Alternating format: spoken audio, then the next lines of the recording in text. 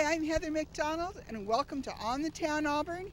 And today we're at our own Auburn Municipal Airport, where we're going to interview the head of the Auburn Aviation Association, talk to some pilots, just have some fun out here at the Auburn Airport.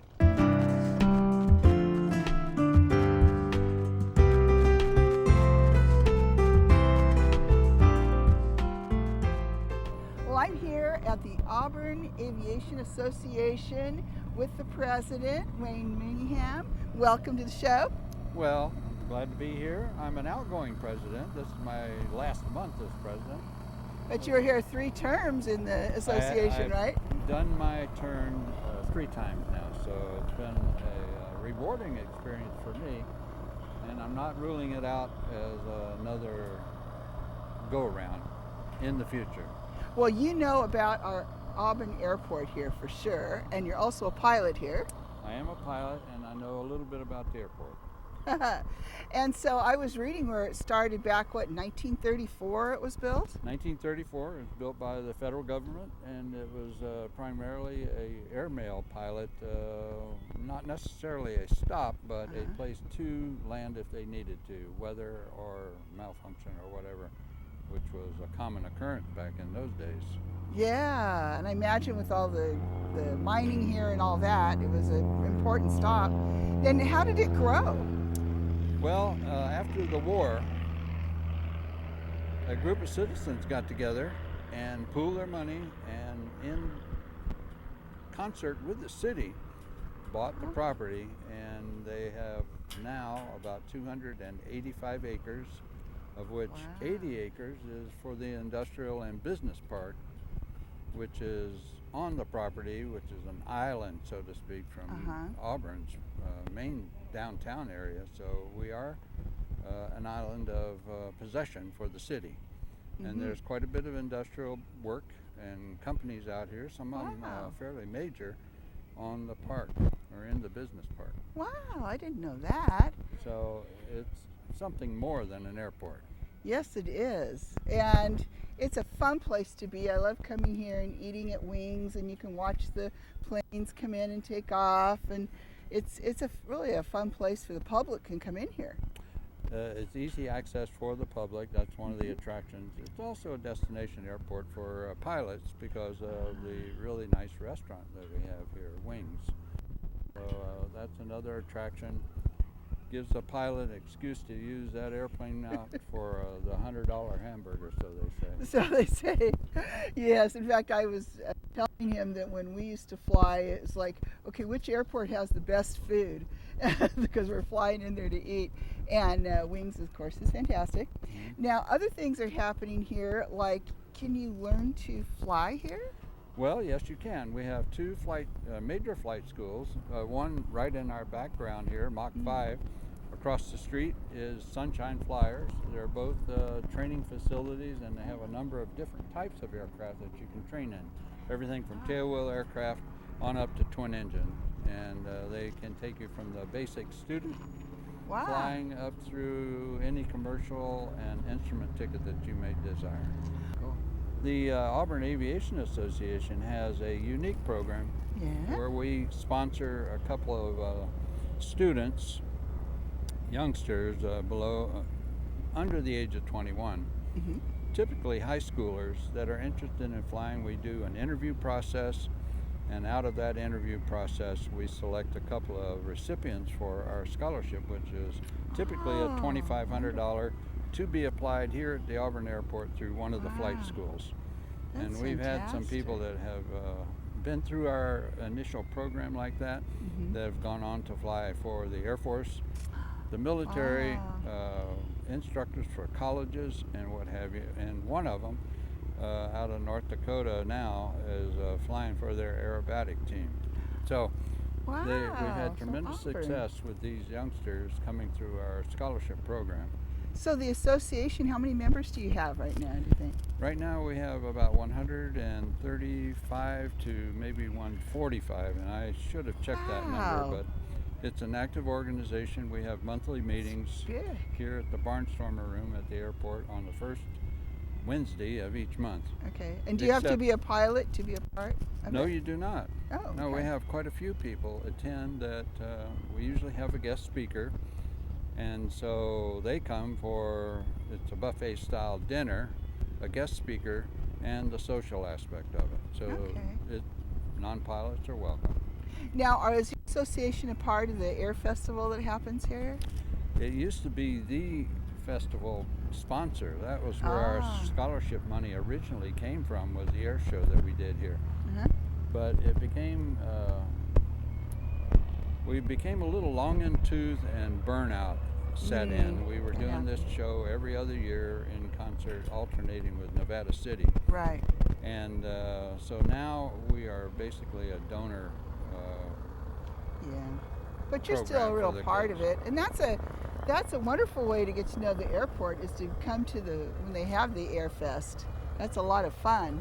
It is. And one of the things that we have been having is a Fly Friday thing, the third Friday of each month during the summer. Yeah. We had a little get together here at the airport in the afternoon, and we'd have a band come in, some people would set up their wares at tents and what have you like that. So it was kind of a afternoon air show. Is that going to keep happening? I think that's in the works for next year. Just All during right. In summertime, during the summer. on Fridays. This is the Friday night place to be then, for sure. And so also the airport does things like, can you fly out of here, say I need to hop over to San Francisco. Is that possible? It is, but to be honest with you, it's limited. And so, but we do have the facilities where you can hire a pilot to fly you over there. Or if you're a pilot, check out an aircraft and fly it yourself. Oh, really? You can check out an aircraft? Here at the flight schools, they do have aircraft for rent. You have to be qualified in that aircraft, and if you're a first timer at this facility, even though you may have lots of time, they're going to fly with you at least once or twice.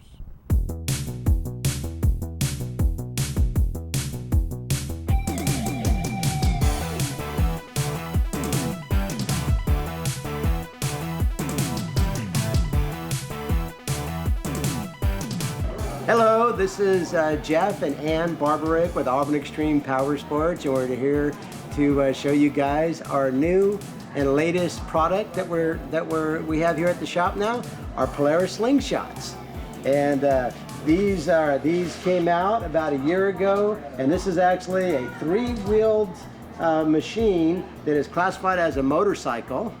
And really cool because since it's a motorcycle, you can go in the diamond lane, and you actually just, you don't actually have to have a motorcycle license to ride it, which is really cool, so you don't have to worry about that. But since it is classified as a motorcycle, you get away with a lot of stuff that you would with an automobile. And it's fun to drive. And so, really fun to drive. Yeah, especially, she loves driving them. Favorite? I'm more of a motorcycle guy, but she really likes these guys. Yes. But that's okay, because we have motorcycles here too, Victory motorcycles. But great machines. We've been in business here since, we're one of the older Polaris businesses. We've been around since 1996. We moved to this location in 2010. Had a brief, times were pretty tough, and I actually sold the business in 2007, and the people I sold to, I repurchased it from them in 2010, and we've been back in business since 2010, having a great time. We do everything Polaris, the slingshots, their ATVs, their side-by-sides, which are Razors and Rangers, snowmobiles, and we really love snowmobiling, and this is a great area to snowmobile. We are Auburn Extreme Power Sports, located here in Auburn, and we are run by riders for riders.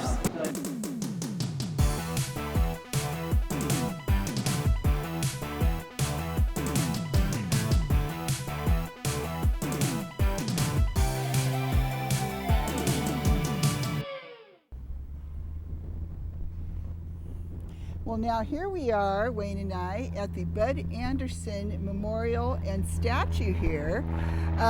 Tell us a little bit about Colonel Bud Anderson. Well, Colonel Bud Anderson is a local boy from Newcastle, lives here in Auburn now. He was a World War II pilot flying P-51s in Europe, and he is known as a triple ace, which is he has more than 15 downs, I should say. But Wow. Bud is still around. He's very active in the aviation community even today. Wow. I think he's curtailed his flying a little bit, although I think he still could. He's a very cordial gentleman and really an airport enthusiast. In fact, he has lunch out here at Wings on a regular basis, so Wow. he's definitely a local guy. One of the great pilots of history, right here, eating at Wings, I'll tell you. It is. He flew, Chuck Yeager was his wingman, so that's what How I about that? understand. And Chuck Yeager lives up in Nevada City somewhere, so. Yes, and he eats regularly at a friend of mine's Mexican restaurant because he loves Mexican food. So we have a lot of famous pilots here, but it's a place for pilots anyway, this airport and this area. Now tell us about the bricks I see in the ground here. Well, the around. bricks are originally, the statue was built by Douglas Van Hout over here at the Van Hout Studios. He's worldwide dispersion of his statues. Some are, or at least one is in the White House today. So he's very well known, and he created this statue, and along with it, the bricks that are around the base of it here are engraved with whatever you can do in 3 lines and X number of letters across, but they are $500 per brick. You don't have to be a pilot to have an engraved brick out here, and the money goes toward the Colonel Bud Anderson Scholarship Fund. Wow. So approximately $30 for laying in the ground with the cement, and also the rest of the $500 goes directly to a scholarship fund That's for the youth wonderful. trying to learn how to get into the aviation as a career. Wow. And now, who would someone call to buy a brick? Well, you can go online with auburnaviationassociation.org, All right. and there are instructions on how to obtain a brick. All right. Well, thank you so much. And now, you said we could go over and see one of the aircraft here that's interesting. Well, you were talking earlier about experimental aircraft, and now I see over my shoulder here that there is one out here, and I've talked to him. He said we're welcome to use it as a backdrop.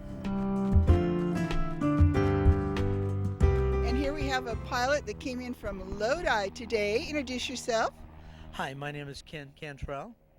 And one of the reasons we were attracted to this plane, Wayne said it's one of the experimentals we were talking about, right?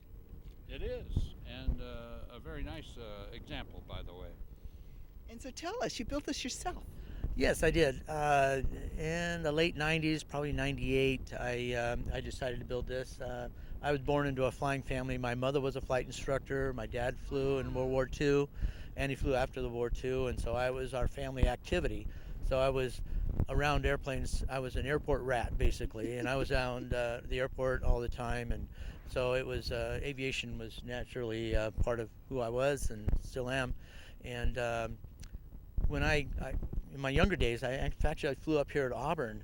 I did an air show a couple of years in a row up here in the late 70s, and you know, and I flew the airplane at that time was another airplane different from this one my dad built. And then when I started my family, I got away from aviation. And then late 90s, I decided to get back into it. And so this is the airplane I built. And it took me about 4 years, almost 4 years. And you build it in separate pieces, the wings and the tail and the fuselage separately, so you can actually build it in a small place like a garage. And it's just one little step at a time. And the support group from, it's actually Vans Aircraft out of Oregon is excellent in helping builders you know, work their way through the project. And like I said, there's a lot of help out there if anybody's interested in home-built aircraft.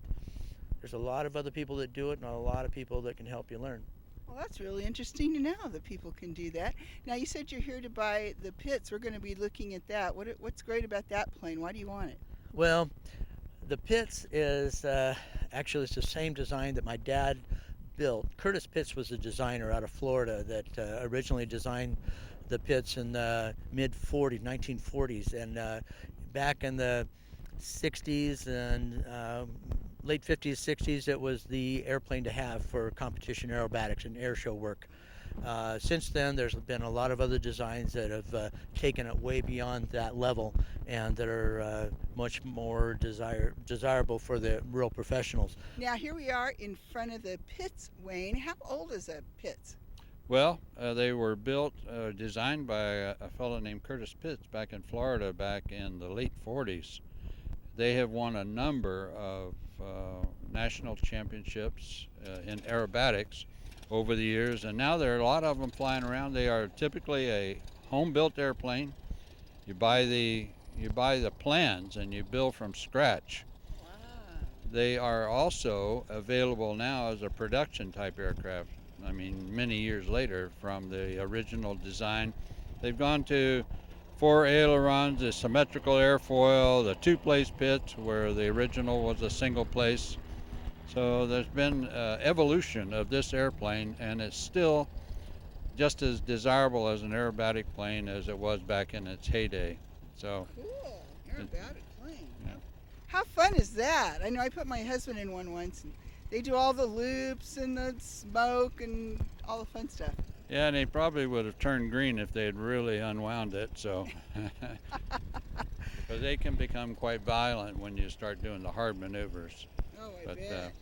But they're a challenge to fly. They're short coupled, and they're not for the inexperienced pilot, I would say. So you can see great aircraft here. You can come and learn about historic aircraft. You can see so many things here. Wow, it's a pretty exciting place, the airport. It is, and our airport is accessible. So if you are out here and you're having lunch, you can walk out here on the outdoor patio. Look around. If you see something nearby, just be really careful around turning props and moving aircraft, but keep your children in check and your dogs on a leash. It's a really accessible airport. Okay. And it's here in the middle of our industrial or business park. So as I mentioned earlier, we have quite a few commercial industries right here on the field, basically. Okay, well, thanks for being with us today.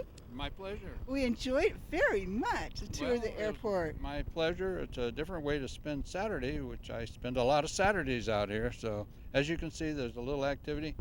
The weather was a little iffy last night, so I think it turned a few people off, but usually Saturday is a very busy day here. Oh, yeah. Okay, well, thanks again, and now we're going to go shoot some aircraft around the field here. Well, thank you, Heather. I've enjoyed the interview. Me too. Thanks, Okay. Wayne.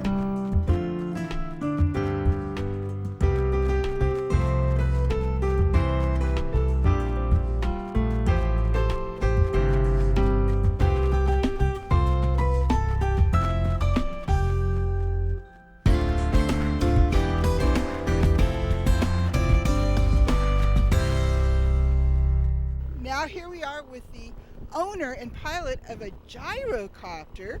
And what's your name? Doug Smith, And where are you from? Lincoln. Now, isn't it unusual to have a gyrocopter? They're becoming a lot more popular in the last couple of years.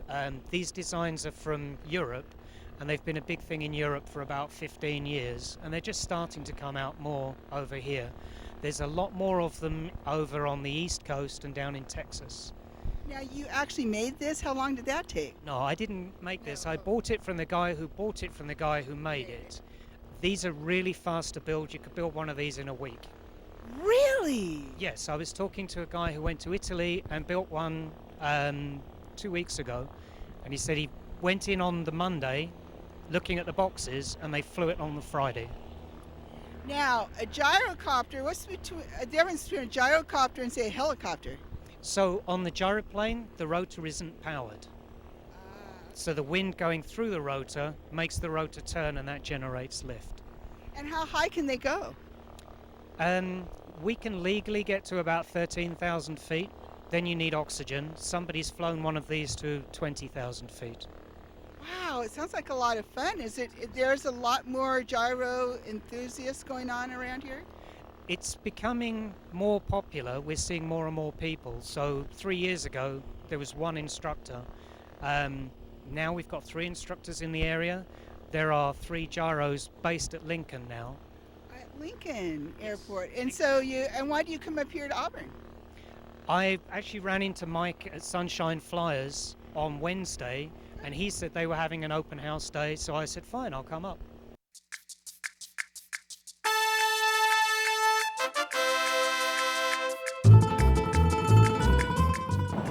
Heather McDonald here, and I'm about to have some great Mexican food here at Maria's Mexican Tacos, right in front of the bowling alley on Bowman Road, right off I-80 here in Auburn.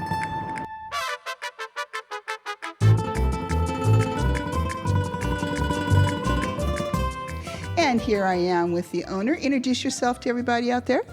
Hi, my name is Maria Moreno, and I own Maria's Mexican Tacos since 2001.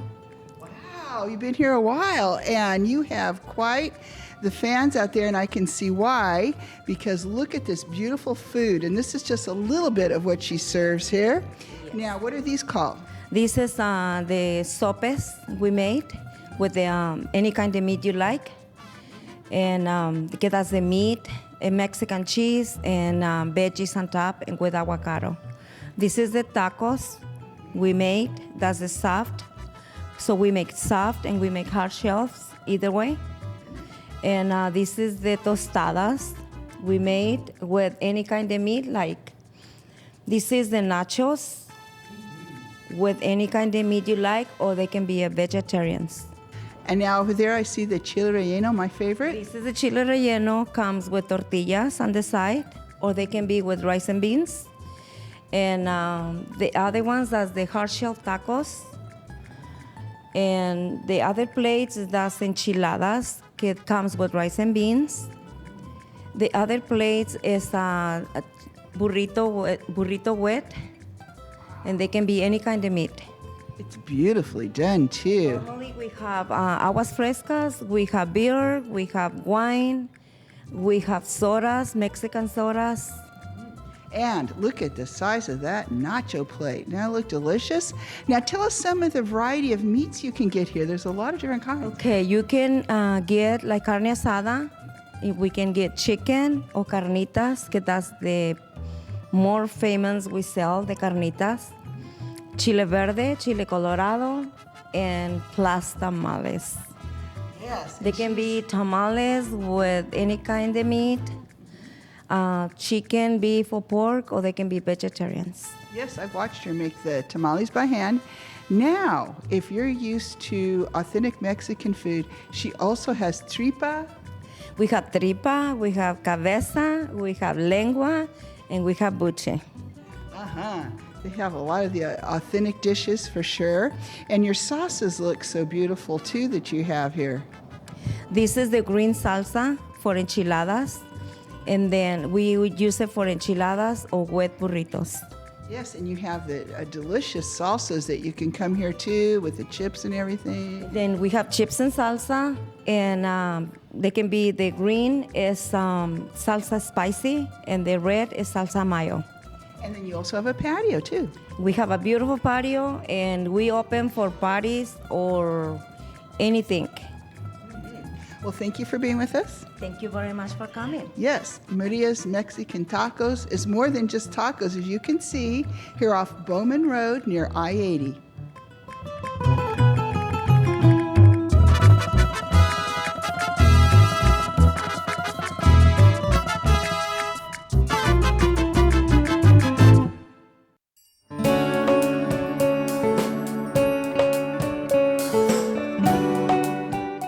Well, here in beautiful downtown Auburn, I'm taking you into Marilyn's Fascinations to meet Marilyn and her staff.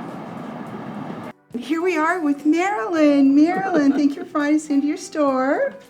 Now, I want you to tell everybody out there what kind of fashions you have in here.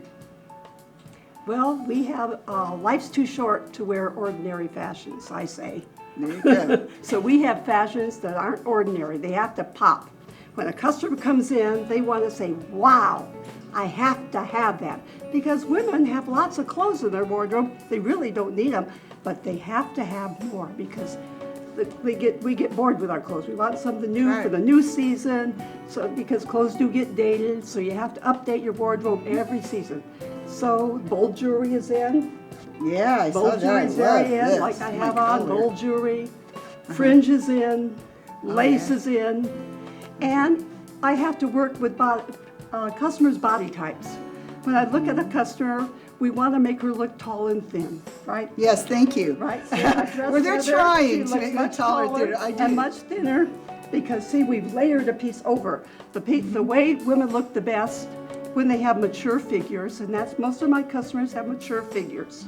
You wear something made black like I've done, and then put an over piece, and it really takes 10 pounds off you. That's right. And so I try to put, and then tunics and leggings are the hot item. Yeah. Women love tunics and leggings. They are very complimentary and flattering.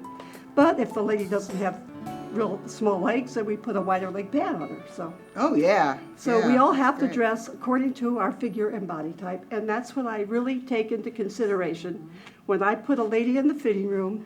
Sometimes I see her take things in the fitting room. I think none of those are going to look good on her. So I quickly find the top pant, dress, or something I know is going to work for her, and then she comes out smiling. That's right.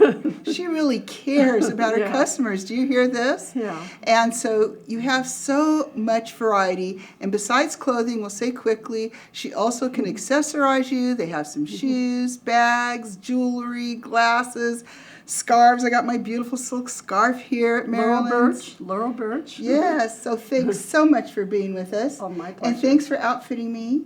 My I get a lot of pleasure. compliments since I've been shopping at Maryland's. Thank you.